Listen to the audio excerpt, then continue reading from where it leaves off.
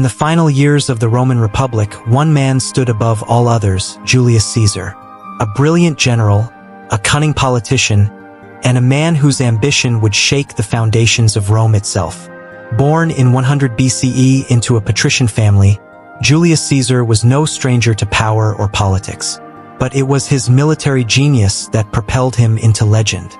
His conquest of Gaul brought vast riches to Rome and unmatched glory to his name. His soldiers adored him, and the people of Rome welcomed him as a hero.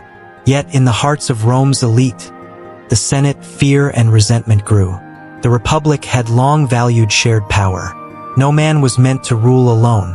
But Caesar, after defeating his rival Pompey in a bitter civil war, returned to Rome not just as a victor, but as a master. The Senate appointed him dictator, first for 10 years and later, in a move that sent shockwaves through the city for life.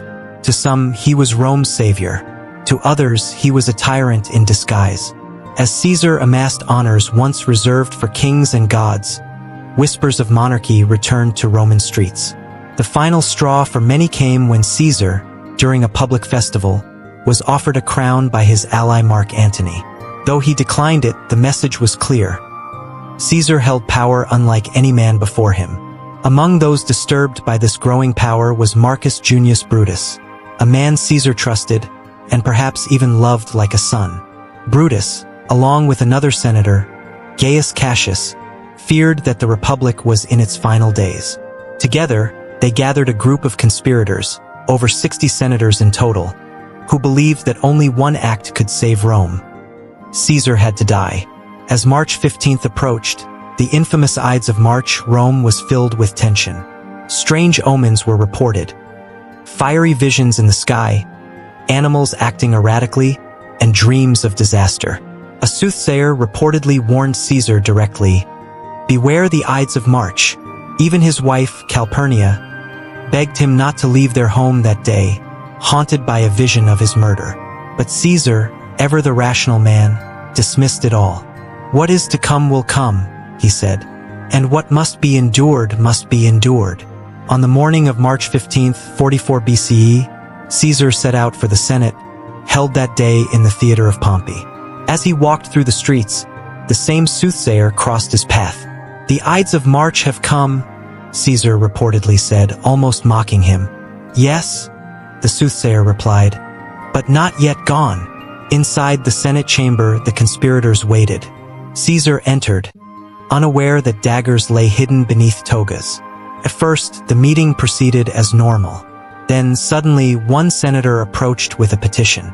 As Caesar read it, another senator grabbed his shoulder. Confused, Caesar pulled away, and then the first blade struck. In a flurry of chaos, senator after senator lunged forward. Caesar tried to defend himself, but it was hopeless. Surrounded by dozens, he was stabbed 23 times. The final blow came from Brutus himself. According to legend, Caesar looked up at him and whispered the now famous words, "Et tu, Brute? You too, Brutus?"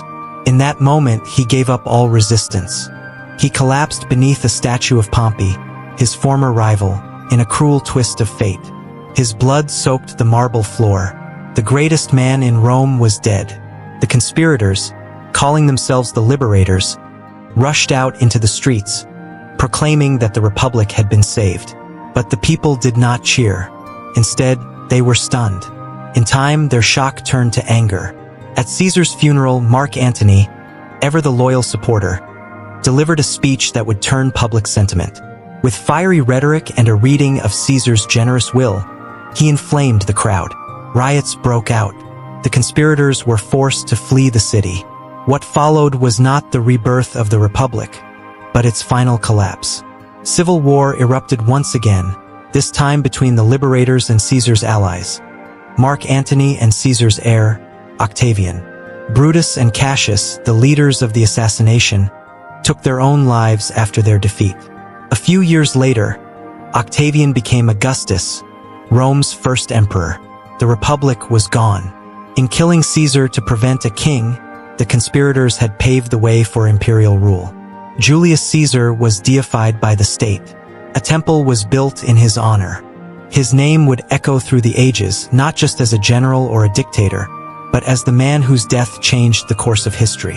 And so, the Ides of March live on as a symbol, not just of betrayal, but of how a single blade or 23 can bring down a man, but not the forces he sets in motion.